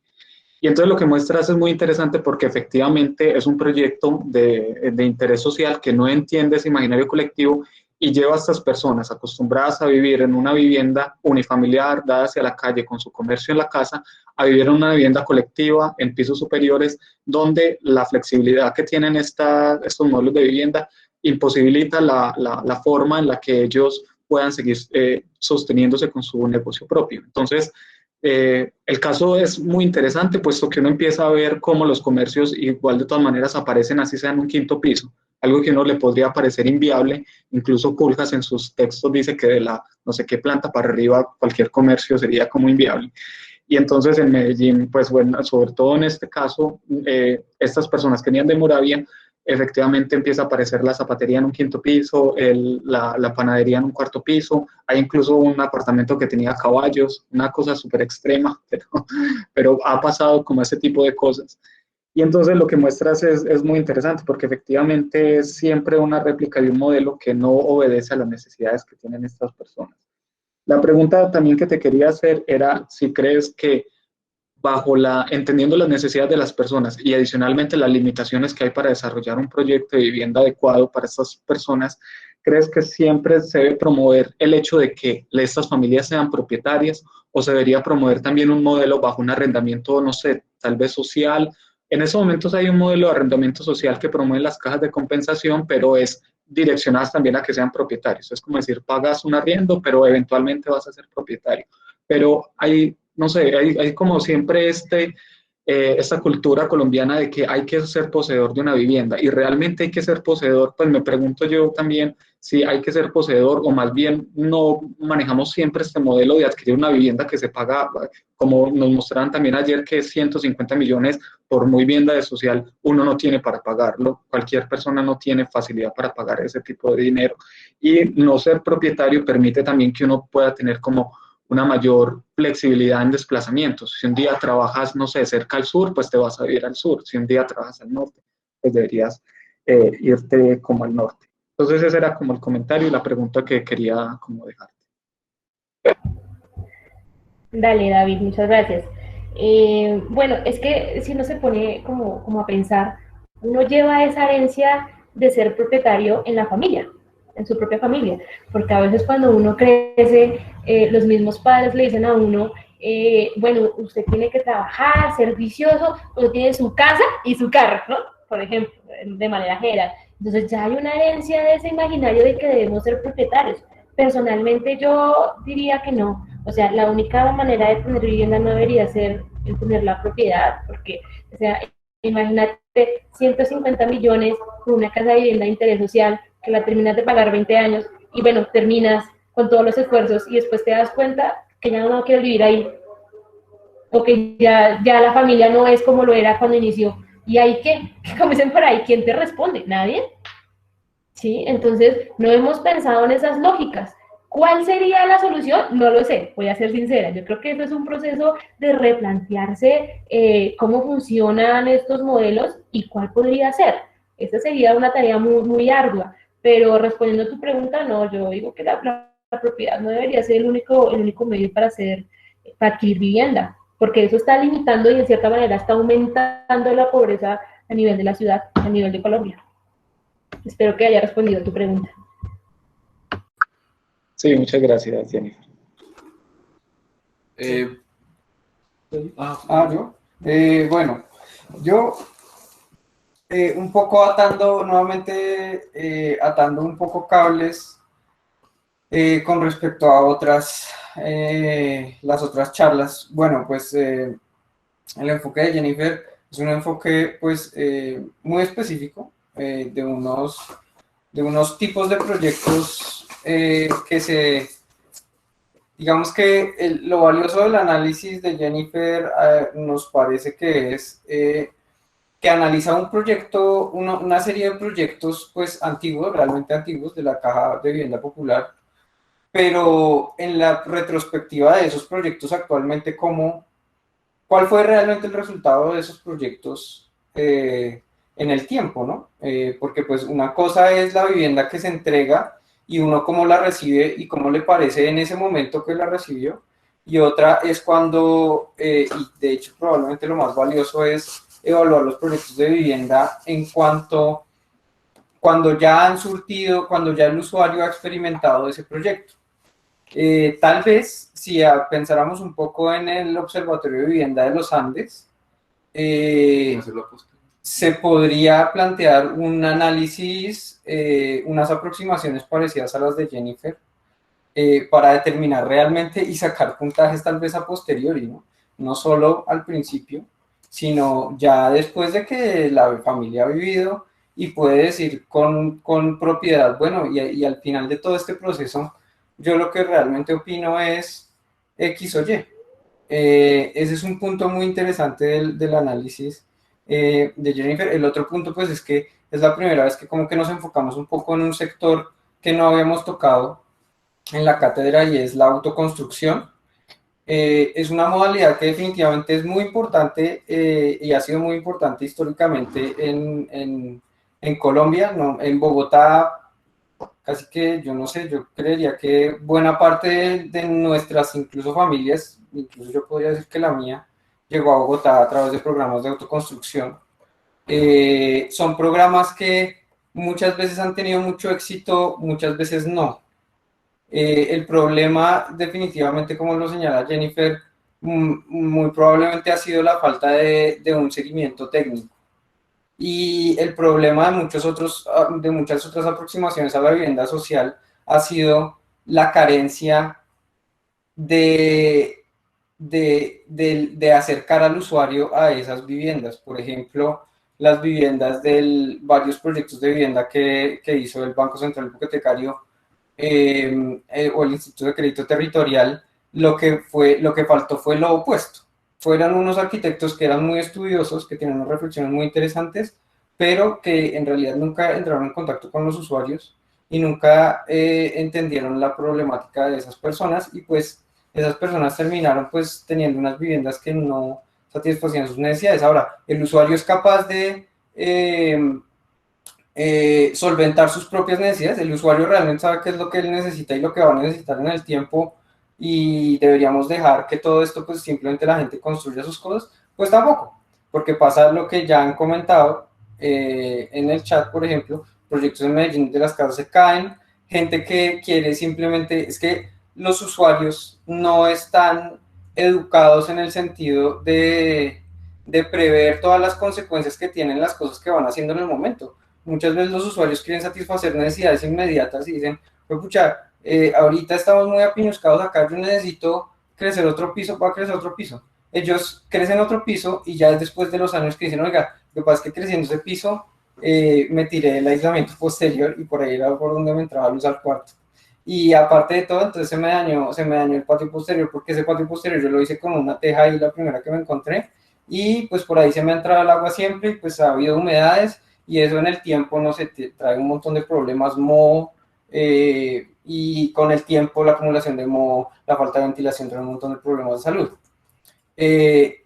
Ahí un poco yo sigo insistiendo en la importancia de generar dinámicas en las que ni es el arquitecto solo sentado desde su escritorio proyectando para lo que él cree que es una vivienda adecuada, ni son tampoco los usuarios satisfaciendo sus necesidades inmediatas, que vamos a llegar a soluciones más óptimas. Probablemente una de las claves del éxito sea precisamente la interacción entre sus actores. Eso también es un punto muy interesante que podemos sacar de la conferencia, de la charla que ha dado Jennifer. Y por otro lado, un punto muy importante también es pensar desde el punto de vista del contenedor. Digamos que una corriente, digamos, académica ha querido analizar y ha postulado como el ideal entregar contenedores. En el caso de la charla de Jennifer ha sido el contenedor de un lote y una unidad que ni siquiera logra ser mínima, y que la gente siga desarrollando. En otros casos ha sido entregar apartamentos vacíos o en obra super mega gris sin puertas ni nada. Creo que es hora de que pues, nos pongamos a pensar un poquito qué tan conveniente termina siendo eso, en la medida que a la gente que vive en esos espacios terminan obligados a vivir mucho tiempo en espacios que son realmente prácticamente inhabitables, sin acabados, sin puertas, y me atrevo a decir que no se ha mesurado correctamente el impacto que ese tiempo de convivencia en ese tipo de espacios tiene a largo plazo. Los impactos psicológicos, los impactos en convivencia dentro de la propia familia, los impactos que son enormes. Y la gente, pues, ¿qué puede terminar sucediendo? Pues que la gente se esfuerza un montón, al final le mete la plata pero el proceso ha sido tan doloroso y y desgastante que pues ya están fastidiados de ese espacio y no terminan pues contentos. Ese es otro punto muy interesante. Y finalmente otro punto muy interesante que analiza Jennifer es el punto del mercado, de la posición que toma el mercado. Claramente, y creo que para todos nos es claro, y ya lo hemos comentado en otras clases, el mercado es un instrumento que ha traído cosas muy buenas y que le ha dado de cierta forma un poder, un potencial de participación al usuario que antes no tenía, definitivamente. Un poder que es efectivo y que es real, la verdad. O sea, lo que ya comentábamos la sesión pasada, si la gente realmente dejara de comprar esas viviendas de interés social y dejara de participar en eso, pues se quiebran los constructores. Actualmente, perfectamente, esas moles de edificios de miles de viviendas en edificios de 20 pisos, pues no serían viables. Simplemente es un poder real y efectivo. ¿Cuál es el problema? El problema es que el mercado tiene un enorme, y sobre todo en gente que tiene menos medios para acceder a la educación, por ejemplo. El mercado tiene un potencial enorme de manipulación o de que la propaganda tenga mucho más poder y sea mucho más efectiva la propaganda. Y vender las ideas como X o Y. Decir, no, mire, es que lo más conveniente es esto, lo más conveniente es aquello. Termina teniendo un enorme poder y ese potencial que es real de participación que da el mercado a los usuarios, cuando uno se pone a analizar lo que realmente pasa, es que pues el instrumento no termina siendo tan efectivo. Y ese es un problema pues que definitivamente hay que atender, y por eso también nosotros podemos entender por qué, por ejemplo, si uno se pone a mirar los costos de un proyecto de vivienda, seguramente muchos de ustedes que tienen experiencia en constructoras y todo esto, saben qué porcentaje del presupuesto de una empresa constructora se lleva el departamento de ventas y cuánto le invierte la constructora al departamento de ventas y a vender sus ideas para vender la idea de que pues soluciones constructivas, soluciones de vivienda que son muy eficientes en términos de costos, muy eficientes, porque realmente es que son impresionantemente eficientes, o sea, realmente logran unas eficiencias increíbles, también son buenas y van a hacer lo que desea el usuario. Entonces, desde ese punto de vista es un tema muy interesante ver cómo ese papel del mercado en estos proyectos, no solo los proyectos de autoconstrucción, esto también aplica a los demás modelos de vivienda de interés social. Ahora, hablando de autoconstrucción, vamos a hablar un poco más de autoconstrucción más adelante cuando retomemos la clase de vivienda rural. Nosotros desde nuestra experiencia, siempre nosotros hablamos desde nuestra experiencia, consideramos que el modelo de autoconstrucción en vivienda rural va a terminar siendo mucho más viable, mucho más viable, no solo mucho más viable, pero en realidad quiero decir mucho más fácil de implementar en contextos rurales que en contextos urbanos donde ya la densidad el costo del suelo requiere unas densidades tan altas, unas densidades y una cantidad de pisos pero tan altas, donde ya es muy difícil en la actualidad en proyectos nuevos que se estén haciendo ahorita, es difícil vincular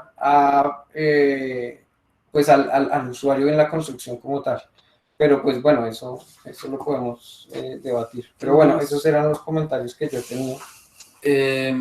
Bueno, no sé si Jennifer quiere decir algo, y pues yo pediría que Luis, Andrea y Melissa, si quieren comentar o hacer sus preguntas así directamente, sería buenísimo para darle más dinámica a la cosa, y bueno, ya con eso vamos cerrando. Pero no sé si Jennifer quiere decir algo. Pues precisamente iba a dar un comentario sobre lo que habían colocado aquí en la caja en el chat. Sí.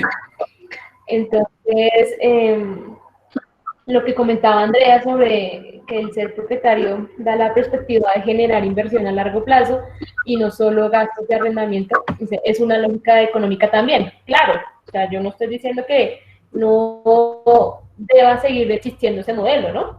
Lo que ponemos en duda o pongo en duda yo es que sea el único para acceder a vivienda, porque hay que entender que personas de bajos recursos, pues acceder a una vivienda de 130 o 150 millones de pesos, pues no es asequible. Entonces ahí es cuando de pronto la persona o las personas que tienen la posibilidad de accederlo bajo ese modelo está perfecto, pero ¿y las que no? O sea, esa sería la pregunta. ¿O debemos constreñir entonces a que todas las personas puedan o no tengan que regirse bajo ese modelo? Yo creo que no. Y yo creo que ahí es que toca repensarnos otra manera de acceder a la vivienda, que era lo que comentaba David anteriormente. Y el comentario de Melissa, que habla que a manera de prevención, que tan viable es iniciar procesos pedagógicos desde el colegio, entre paréntesis, o para jóvenes, en donde se incluyan principios básicos de construcción y de habitabilidad. Pues partiendo de que la autoconstrucción sigue vigente, no podríamos hablar de una nueva generación más consciente de su vivienda. ¿Conoces alguna iniciativa? Personalmente no conozco iniciativas que desde el colegio estén pues gestionando este tipo de procesos, pero sería muy interesante que los chicos pudieran conocer este proceso y también entender ellos cómo se relacionan con la vivienda, para entender un poco esas dinámicas desde esa edad que van teniendo. Entonces yo creo que ese sería un proceso muy interesante, pero personalmente no conozco un proyecto puntual, no sé si ustedes ahí desde el ensamble conozcan alguno. No, eso es un punto muy interesante porque yo personalmente considero que en realidad en vez de ponerse a estudiar de pronto la tabla periódica, deberían enseñarle a la gente precisamente cosas un poco más útiles como algo, principios básicos de construcción, principios básicos de convivencia, principios básicos de habitabilidad, porque es algo que van a terminar necesitando a lo largo de su vida y de forma inmediata.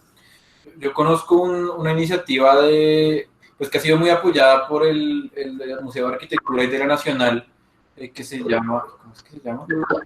Lunárquico, sí, que es de talleres de arquitectura para niños. Pero bueno, hay que ver, pues no conozco en realidad el enfoque que tienen, pero digamos que yo estoy de acuerdo en que esa capacidad de cualificar el espacio en el que uno vive, y si se adquiere desde muy niño, pues puede llegar a ser muy valioso, ¿no?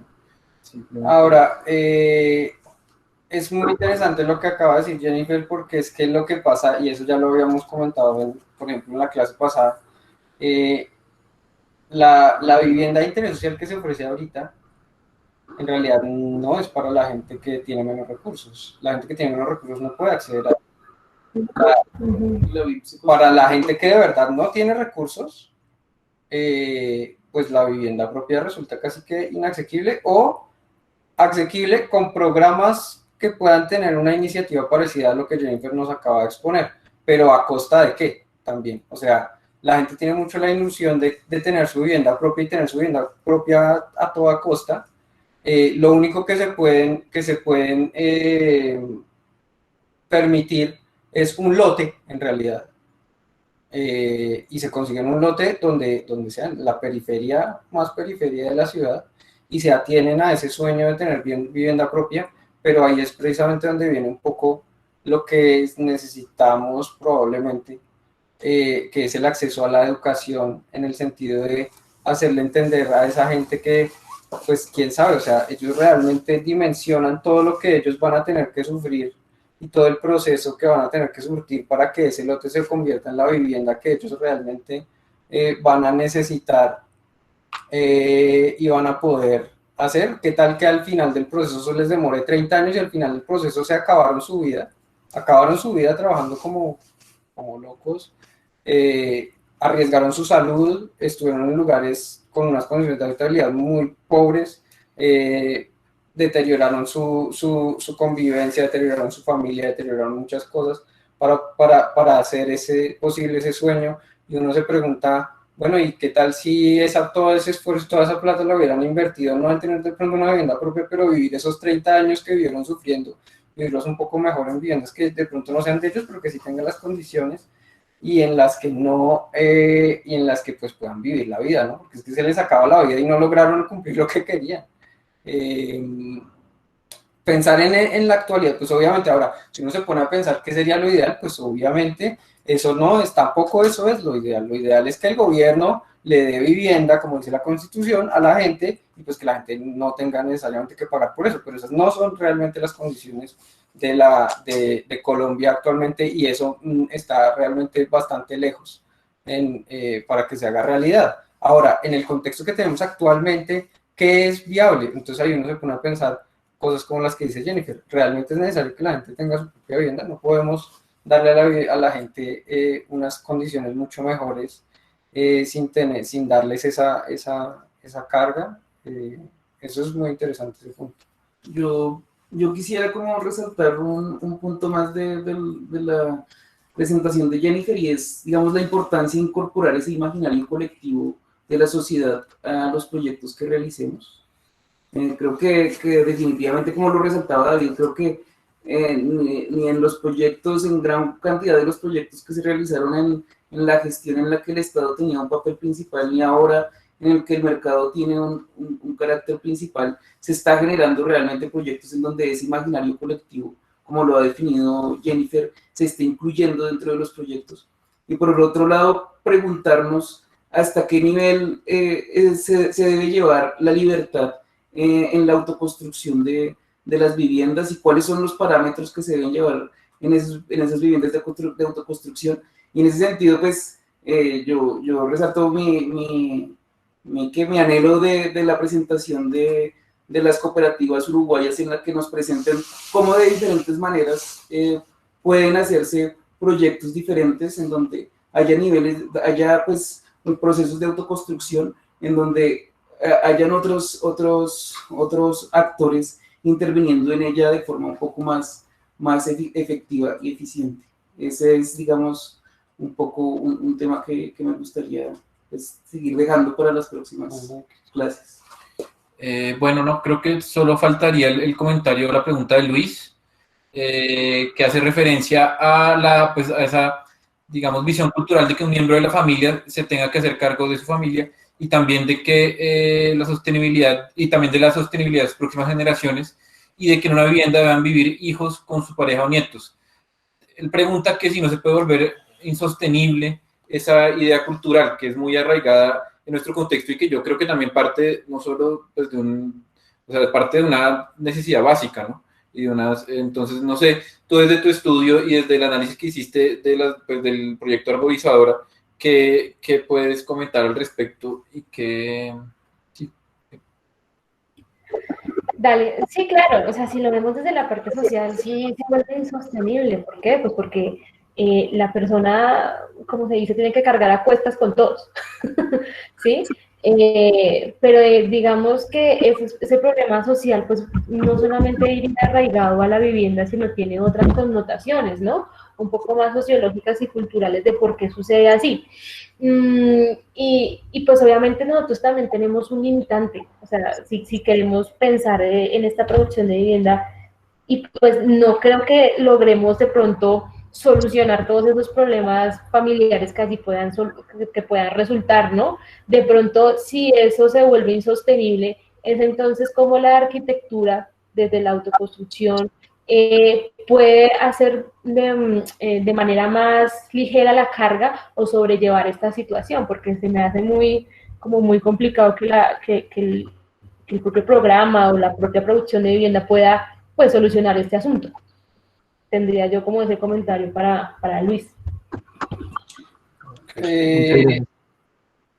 Hay un punto ahí interesante que habla Jennifer, y es iniciativas como la Universidad del Barrio, de qué forma podemos llevar más la academia o reflexiones profesionales para prestar servicios para prestar los servicios a las comunidades tanto hechos rurales, urbanas, etcétera.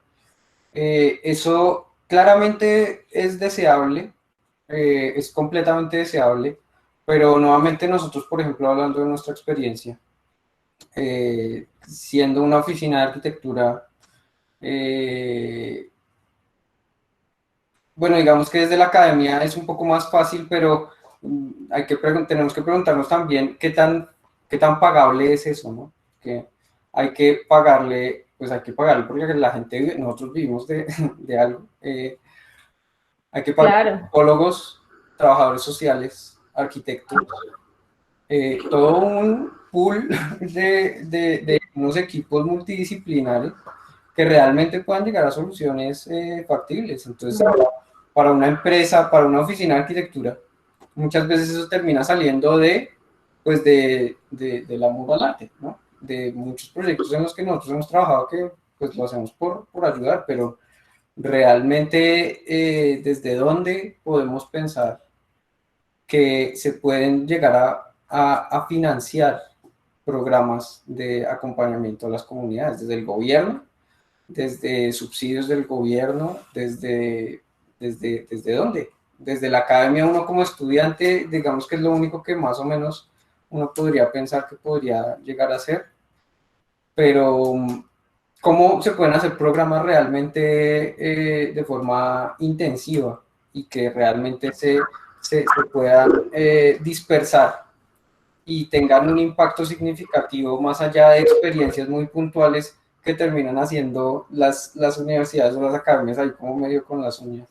Y yo creo que vamos a ver con el caso uruguayo, qué pena para complementar el caso uruguayo, también como ellos tienen un instituto que se dedica básicamente a eso, ¿no? al estudio de la calidad de la vivienda construida y al mejoramiento de los futuros proyectos, y es público, es de financiación pública. Entonces, bueno, quería complementar eso. No, yo solamente quería decir que, claro, es que ese tema es muy peliagudo, viéndolo desde acá, de aquí Bogotá, Colombia, ¿sí? Y es porque en un principio debería haber fondos de inversión que el Estado pudiera destinar para este tipo de proyectos comunitarios, ¿sí? En donde academia, es decir, profesionales, estudiantes y comunidad en común acuerdo, se les diera un tipo de presupuesto básico para empezar o alguna cosa para poder financiar. De hecho, Universidad del Barrio pues no tiene financiación, ¿sí? Y la verdad, los que estamos allí es por voluntariado o por certificación profesional, pero no hay una paga, como tú dices, ¿no? Puntual de estos profesionales. Claramente se necesita. Y es que ahí también va otro proceso y otro punto, y es que tampoco se reconocen esos procesos. Y si no se reconocen, entonces tampoco se ven viables. Y como no se ven viables, pues tampoco se destina un rubro o una paga a esto. Entonces, yo creo que eso tiene un problema mucho más amplio y más atrás que podríamos, yo creo que quedarnos discutiéndolo, pero hay que tenerlo presente, como lo mencionaban de pronto de manera de cooperativismo para poder generarlo. Y yo lo direccionaba un poco es invitándolos a que pues, las personas que quieran leer la tesis puntual que está en el repositorio, porque allí hablo de tres referentes que se hacen desde la construcción con cooperativismo y captación de este dinero de manera cooperativa, ¿sí? Lo que fue el proyecto de Marichuela, el proyecto de Techo y el proyecto de Villa Javier. Entonces ahí se explica un poco cómo generaron una cooperativa que pudieron refinanciarse, por así decirlo, entre ellos económicamente para poder generar un proyecto de construirlo, tener un asesoramiento técnico mínimo y hoy en día pues sigue en pie. Con sus problemas y demás cosas, pero pues digamos que pues es una invitación para que lo puedan mirar. Sí, eso está muy interesante, te agradeceríamos, no sé si tú tengas ahí a la mano o nos puedas dejar el link de la tesis en el repositorio en el chat, o si no, el nombre nomás y pues los interesados lo buscarán.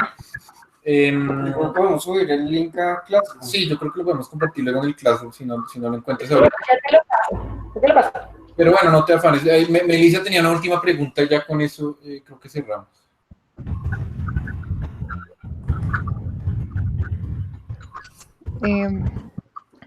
¿Me escuchan?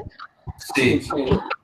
No, pues es que me pone a pensar cuando dices que realmente representan esfuerzos grandes para la familia, económicos, sociales, de tiempo, realizar las modificaciones de la vivienda y pues que al final ellos se sienten descontentos con los resultados. Entonces, me surge pregunta si la materialidad o el sistema constructivo es coherente con las dinámicas tan veloces a los que cambian estas familias. O sea, si hay como una relación mm,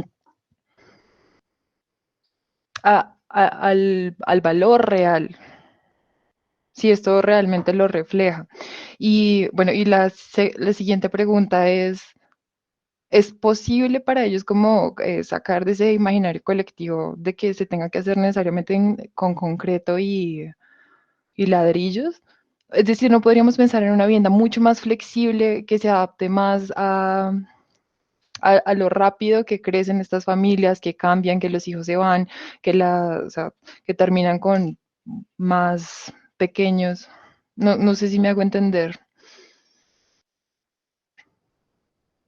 Pues te entendí mejor la segunda que la primera, ¿no? Pero respondiendo ahí un poco, a ver si te logro responder todo. Claramente, sí, hay un imaginario impuesto por parte de las familias de que todo tiene que ser concreto, ¿no?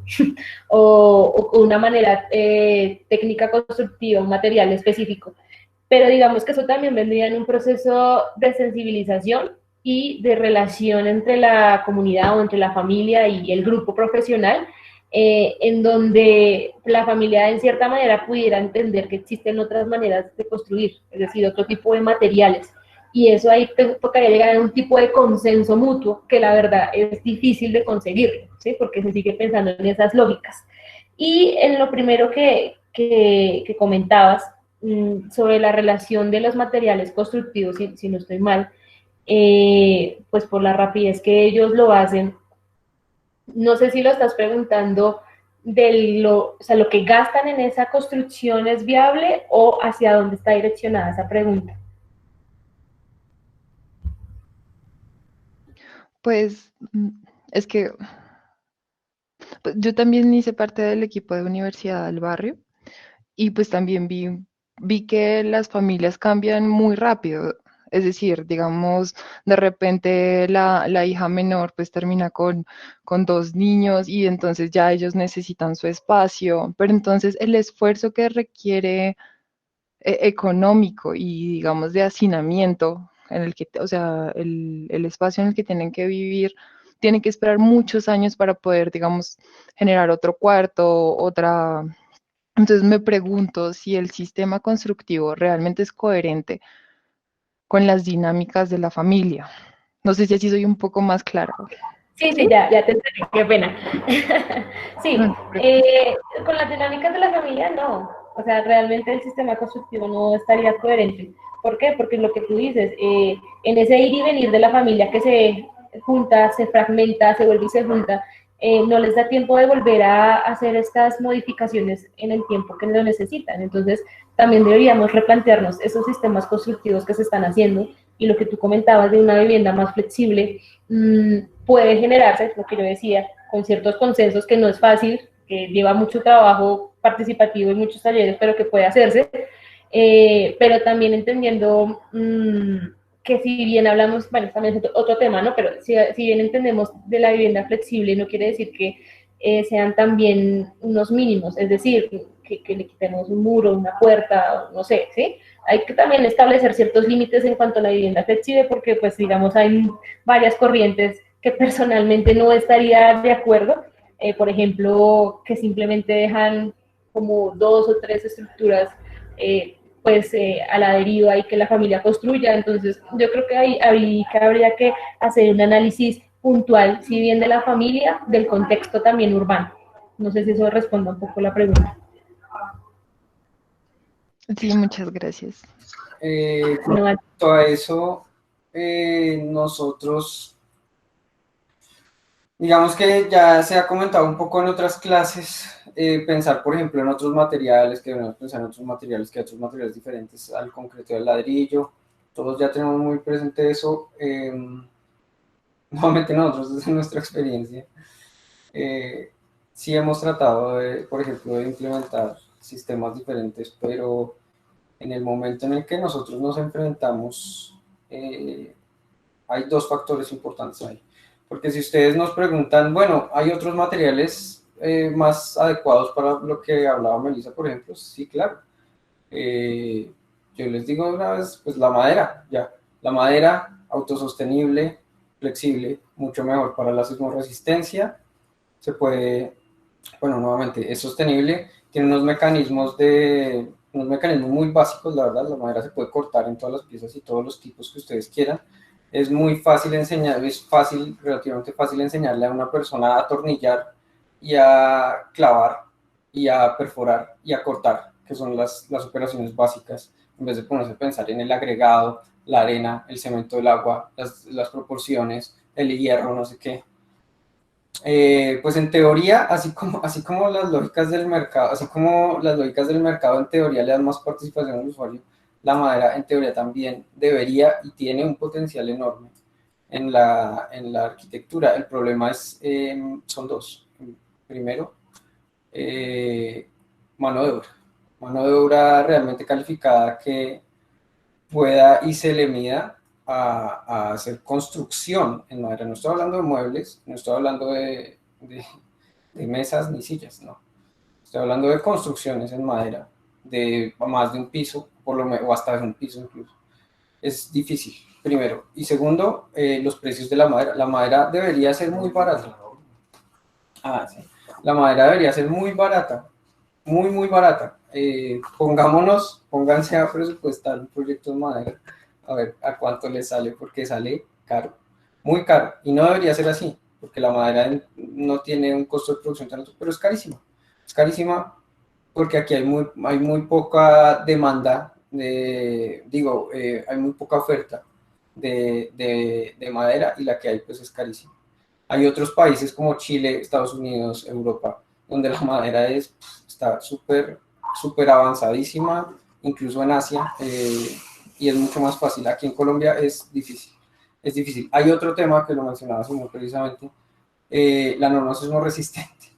La norma sismorresistente con la madera es un verdadero desastre. No hay una normativa que le dé las capacidades estructurales que se merece la madera. No, la norma de aquí es total y absolutamente restrictiva con la madera, no tiene en cuenta las verdaderas propiedades de la madera. Entonces el código de la madera sismorresistente, muchos ingenieros nos han hecho el símil de que la norma sismorresistente en Colombia para la madera es como la plantearon como si la madera funcionara como el concreto. Y cuando uno calcula estructuras en madera como si funcionaran con concreto, pues terminan unas estructuras total y absolutamente sobredimensionadas que se vuelven inviables. Entonces ese es el problema real con otros materiales. También hay otros sistemas como drywall y eso que ya son más sencillos. Por ejemplo, pensar edificios en metal y drywall también es un material más flexible, definitivamente, que funciona mejor para la norma sismorresistente, porque si ustedes se fijan, seguramente ustedes ya lo saben, el concreto y el ladrillo son de los peores materiales para la sismorresistencia que se pudieron haber inventado. También existen pues sistemas de drywall y todo esto, que yo creo que están mucho más cercanos, o pues por lo menos en el contexto actual.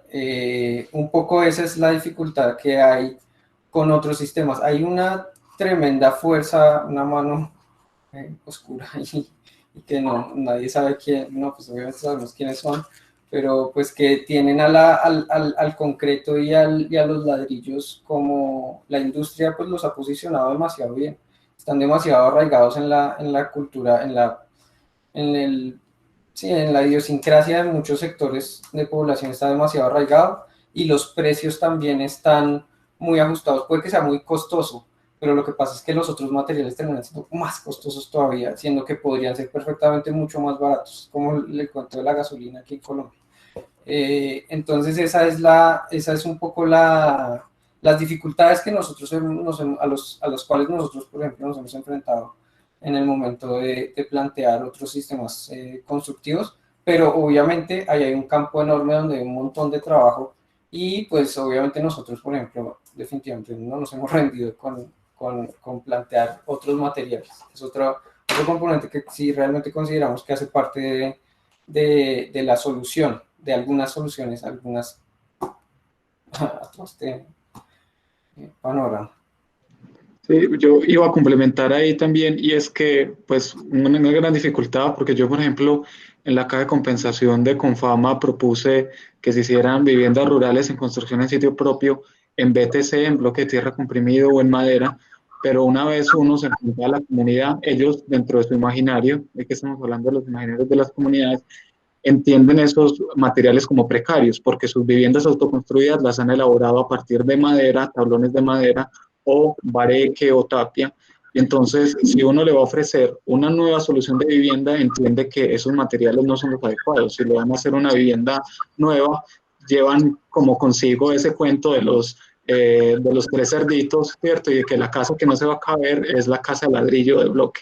Entonces, eso sí ha sido también una dificultad muy grande cuando uno quiere proponer estas alternativas, porque uno tiene todo el discurso preparado de si puede comprar una sin barran, puede hacer tantos bloques, apropia a la comunidad, a la persona como proceso, pero realmente hay mucha resistencia aquí en Colombia para este tipo de soluciones. Sí, eso es cierto. Lo que pasa es que ahí ya viene, no sé si llamarlo un proceso pedagógico también ahí, pero es un proceso muy fuerte y también requiere una estructuración muy precisa, ¿no? Entonces, si bien no podemos quitar y poner, por así decirlo, un imaginario, lo podemos transformar, ¿no? Entonces, ese es un tema aún más complicado y que tocaría verlo con lupa para ver hasta qué punto sería el nivel pedagógico que podría hacerse con la comunidad, cómo hacerlo y para que podamos tener esas lógicas, así de manera general. Bueno, pues yo creo que con eso cerramos. Otra vez te agradecemos mucho, Jennifer, tu presencia y tu presentación, compartirnos tu investigación. Para los que no lo han visto, el link ya está ahí en el chat. Igual lo rotaremos por la plataforma en próximos días. Y pues bueno, les agradecemos también a ustedes la presencia y toda la participación. Y nos vemos mañana con una sesión sobre la gestión, sobre todo ese periodo de gestión estatal de vivienda en Colombia, que ya hemos mencionado mucho, que Jennifer también mencionó en su presentación, pero mañana pues a modo de conversatorio lo tocaremos un poco más a fondo. Igual muy superficialmente porque una clase no es nada para todo ese tema, pero digamos que trataremos de entender un poquito más qué pasó en esa época, ¿no? Listo. Dale, bueno, agradecer el espacio pues, para la investigación. Muchísimas gracias a todos por estar ahí súper pendientes y activos al tema. Como ustedes decían, pues ya les copié ahí el link y también les pasé mi contacto, pues por si alguno necesita alguna información, no hay ningún problema, se las puedo compartir. Entonces, muchísimas gracias y espero verlos en una próxima ocasión. Bueno, Gracias. Gracias, Jennifer. Chao, Jennifer. Hasta luego. Gracias.